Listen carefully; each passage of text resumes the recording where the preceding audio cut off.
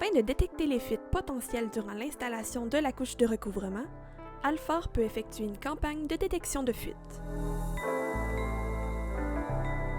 Alphar réalise couramment des mandats en utilisant 3 méthodes différentes, mais la seule permettant de détecter des fuites après la mise en place d'une couche de recouvrement est la méthode de détection géoélectrique par dipôle.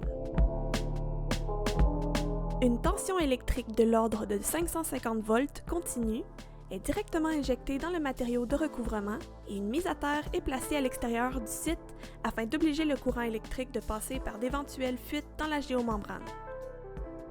La méthode géoélectrique du dipôle utilise la propriété d'isolation des géomembranes pour que l'électricité ne passe que par les fuites potentielles.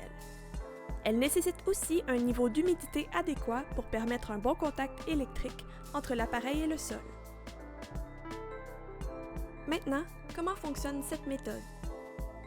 Imaginons que le courant électrique est de l'eau répandue par un tuyau d'arrosage sur la surface. Le débit est concentré au niveau du tuyau et se stabilise en s'éloignant de la surface.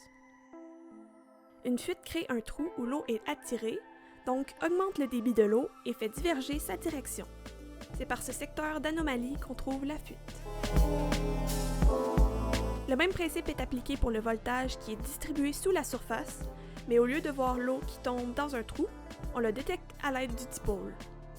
Le dipôle est arpenté sur un maillage fixe en faisant des va-et-vient sur toute la surface. Lorsqu'il y a une fuite, le détecteur du dipôle mesure une perturbation dans le champ de potentiel. La fuite se situe entre les deux extrêmes de voltage mesuré. La méthode du dipôle permet d'augmenter l'étanchéité d'un ouvrage. C'est une méthode efficace que les spécialistes d'Alphar maîtrisent depuis plus de 20 ans.